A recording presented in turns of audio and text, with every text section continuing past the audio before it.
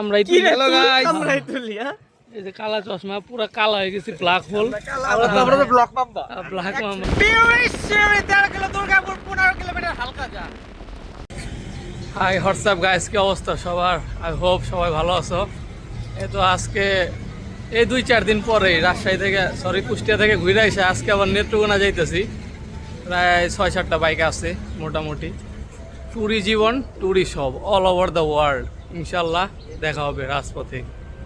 ঢাকা থেকে বের হতে না হতেই একটি অ্যাক্সিডেন্ট চোখে পড়লো। অ্যাক্সিডেন্টে হয়েছিল চান্দর। এখানে আমাদের 20 মিনিট ডিলে হয়। প্রায় 6টি বাইক নিয়ে আমাদের এবারের যাত্রা ছিল নেত্রকোনা হয়ে নৌকা করে সুনামগঞ্জ টাঙ্গর হাওর, ঢাকা ত্যাগ করে গাজীপুর হয়ে ময়মনসিংহের পার্শ্ববর্তী জেলায় নেত্রকোনা এবং তার পাশেই সুনামগঞ্জ। টানা 4 ঘন্টা বাইক রাইড করে একটু পিলিয়ন সিটে বসলাম এবং নিজেকে একটু ভিডিও করছিলাম। এখানকার পরিবেশটা বেশ সুন্দর এবং আমাকে অনেক সুন্দর লাগতেছে আর কি, ফর্সা লাগতেছে, যেটা পরবর্তীতে বাসায় এসে দেখি কালো ভূত হয়ে গেছি আর চুলগুলো ভালোই উঠছিল। শুধু সুনামগঞ্জ টাঙ্গর হাওর, তাছাড়া নিকলি, মিঠামইন এইসব হাওর বাদেও অনেক হাওর আছে বাংলাদেশে। আমরা আজকে যে হাওরটায় আসছি এটা নেত্রকোনা। এটা অন কাইন্ড অফ হাওর। আমরা এই সুন্দর প্লেসটা দেখে রাস্তার মধ্যেই থামাইছি, আমাদের গাড়িগুলো পার্কিং করছি। এই বিশাল এই জলপ্রপাত।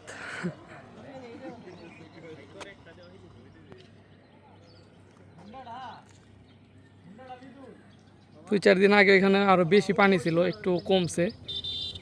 এইসব ভারতের পানি, এগুলা মেঘালয়ের পানি।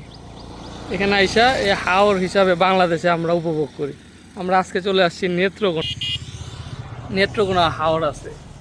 সো যারা নেত্রকোনা আসতে চান তারা আসতে পারেন। আরও ভালো জায়গায় যাব, সেখানে দেখাবো ইনশাল্লাহ। ভাবছিলাম 2-4টা ছবি তুলুম, এখন তো সিরিয়াল লাগে না। আর মন থেনি উঠে গেছে ছবি তোলার মতো। আর এখানে যে সকল পুরুষ ব্যাক ক্যামেরা দেন, ব্যাক ক্যামেরা চলতেছে। আমাকে সাভারে বলে এই আই পড়ছে কিন্তু রাসেল ভাই পড়া আমরা ব্ল্যাক ম্যাম পাইছি এই নেত্রকোনা ফটো সেশন চলতেছে, ফটো সেশন। আমার এই দেখেন প্রচুর কালা হয়ে গেছে। বিয়ার সাথে একটা বিষয় আছিল, অন্য বিয়ার সাথে করবার দেব না।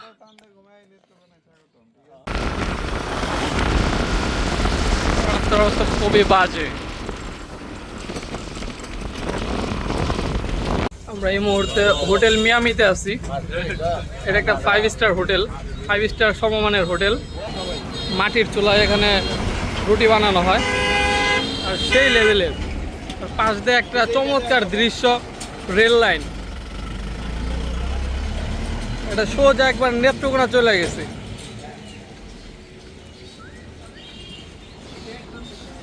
এখানে গাজীপুর দেখাচ্ছে 77 kilometre, Trishal 18 kilometre, Dhaka 110 kilometre.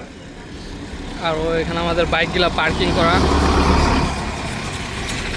এখন আবার রওনা হব নেত্রকোনার দিকে। সেখান থেকে আবার সুনামগঞ্জ যাওয়ার প্ল্যান আছে বোর্ডে।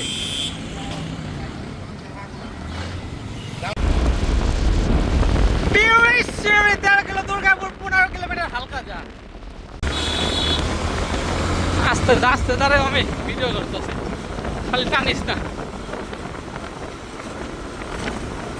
সোমেশ্বরী নদী এটা। এই নদী থেকে ওই যে লাল বালিগুলো আছে না, ওগুলাই যে ওই জায়গায় যায়, ঢাকায় যায়। এই জায়গা থেকে আমরা কিন্তু এই জায়গায় আছি, থামছিলাম, মনে আছে হাইছিল।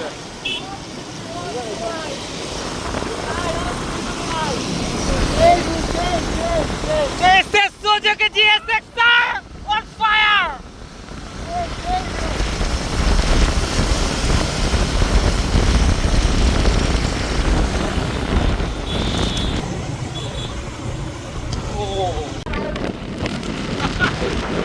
উঠকি বিষয় গেছে গা।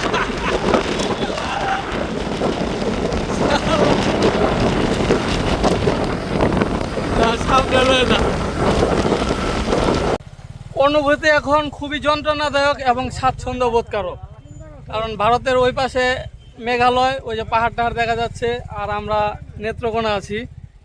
আর এই মাঝখানে বিশাল সুবিশাল জলাশয়, যা ভারতের মেঘালয়ের পানি দিয়ে ভরে গেছে গা।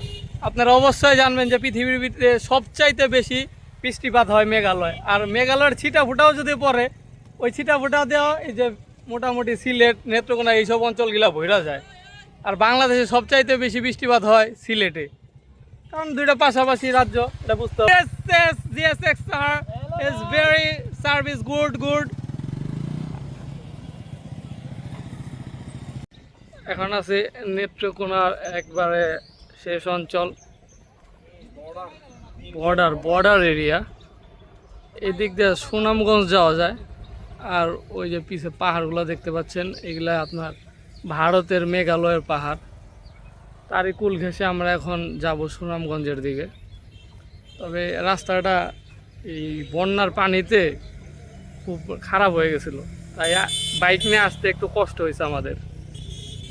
তবে আসছি, আবার যাব। এই রাস্তাটা ভালো, দেখি কত দূর ভালো হয়। এখন আমরা যাই নাই। আর এইখানে যে ছেলেপেলেরা একটু ভিউ পয়েন্ট নিয়ে ছবি তুলতেছে, পাহাড়ের ভিউ। আসলে ওই সকল পাহাড়গুলো আমাদের, হ্যাঁ, কিন্তু দুর্ভাগ্যবশত কোনো কারণে হয়তো তাদের হাতে চলে গেছে। এটা আমাদের ব্যর্থতা। তবে এক সময় আমরা এই পাহাড় আবার ছিনিয়ে আনবো ইনশাআল্লাহ। আমরা কিছু সংখ্যক আজাইরা পোলাপান টাঙ্গর হাওর যাচ্ছি।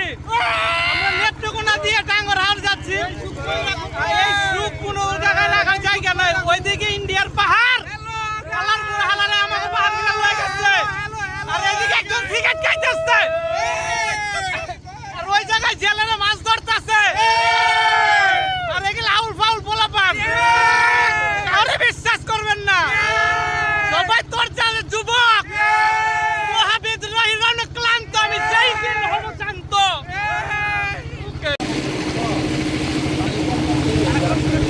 আমরা ইতিমধ্যেই সুনামগঞ্জের সেই ঐতিহাসিক যে ওয়াচ টাওয়ারটা আছে, সেইখানে চূড়ান্ত পর্যায়ে পৌঁছায় গেছি। হয়তো আর একটু বাকি আছে। আমরা সবাই সুনামগঞ্জ হয়ে আসে, আর আমরা এই নেত্রকোনা হয়ে আসছি। আমরা কিছু ছেলে পেলে এই যে সবাই বসে আছে।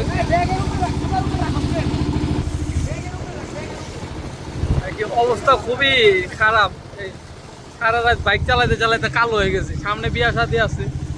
বউ ডাজন্ট ম্যাটার, চামড়া ডাজন্ট ম্যাটার, ঘুরতে হবে এটাই জানি। এই এরকম ভিউ যদি বউ আসে, সেও কালো হয়ে যাবে। ওই যে ওইখানে হাউস বোট দেখা যাচ্ছে কিছু। নেক্সট টাইম হাউস বোটে থাকবো। ওইখানে অনেক হাউস বোট আছে, সামনে গেলে বুঝতে পারবো।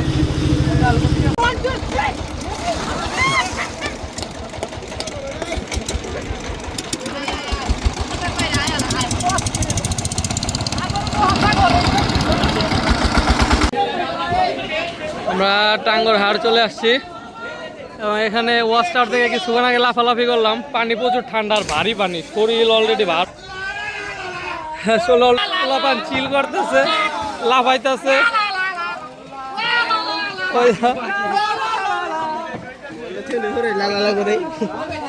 আর আমাদের অমি কোথায়? এই যে হালায় একটা ফাও লাইফ জ্যাকেট পায়, একটা চিল করতেছে।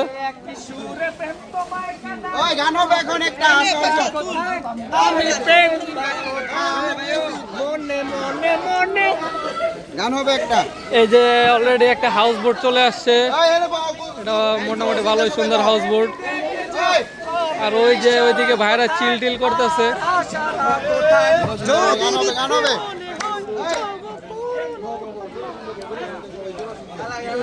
গান গাইব। এটা টাঙ্গর হাওড়ের সেই ঐতিহ্যবাহী দৃশ্য।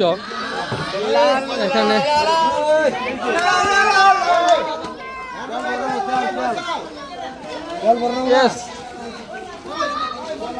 আমার ব্লগিং এ কোনো গান হবে না। এখানে ভাসমান খাবারের দোকান আছে, এখানে চাইলেই খেতে পারবেন। এই সুবিশাল জনসমুদ্র। পোলাপানি, যে আমাদের পোলাপানি গাছে চড়ে বসে আছে, খুব চিল হচ্ছে। সাবান টাবান দিয়ে একাকার। এখানে বেশ কয়েকটি হাউস বোট আছে, দেখতে চলে। তবে ওনারা যারা আসছে ওনারা সুনামগঞ্জ হয়ে আসছে, তবে আমরা নেত্রকোনা দিয়ে আসছি। না না, গান বাজনায় আমি অংশগ্রহণ করি না, আমি নাই। 1 মিনিট,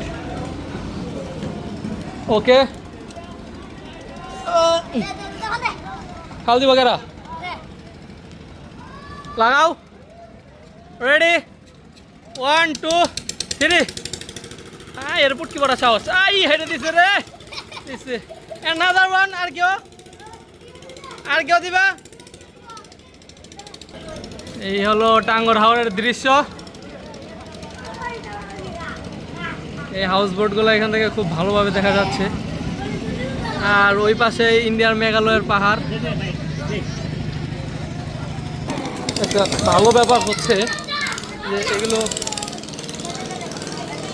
গ্রীষ্মকালে সব পানি চলে যায়, আবার আপনার এগুলা ক্ষেত হয়ে যায়। আর আমাদের পোলাপানরা এই যে এখানে গান টান গাইতেছে, চিল করতেছে, যদি আমি এগুলার ভিতর নাই।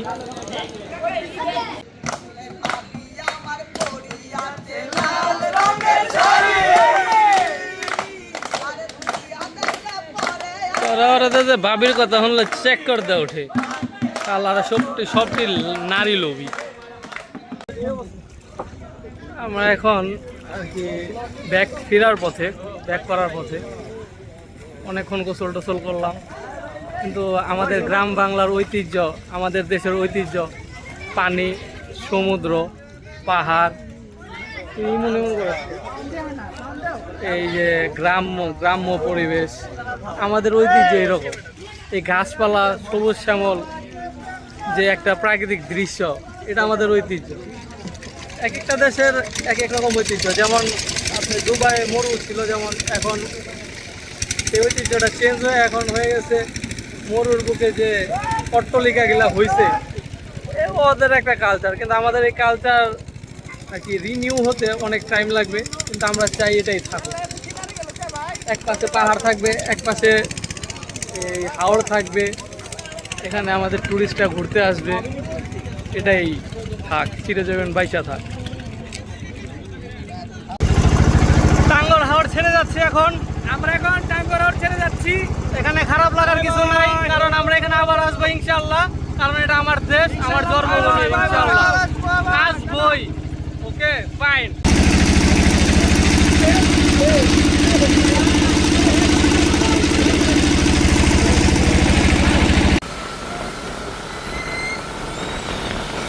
আমরা টাঙ্গর হাওড় থেকে আবার ব্যাক করতেছি নেত্রকোনা। জানি না সেখানে থাকবো কিনা থাকবো।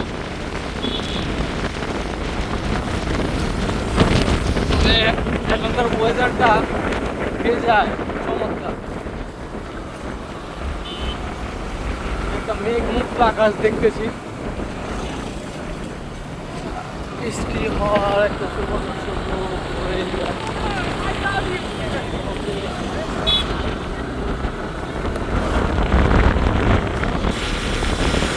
পাহাড়গুলা সেইভাবে ফুটে উঠছে। আমরা এখন মেঘ মুক্ত পাহাড় দেখছি, সরি মেঘ যুক্ত, মেঘাচ্ছন্ন পাহাড়। একবারে মনে হয় এইচডি ক্যামেরা যা দেখতেছি, এ তো চোখ না যেন এইচডি ক্যামেরা যা দেখতেছি। আমরা খুবই পাহাড়ের ধারের কাছেই, এর সৌন্দর্য, মাধুর্যতা আর কি অকল্পনীয়, এটা ব্যাখ্যা করা কোনোভাবেই সম্ভব না।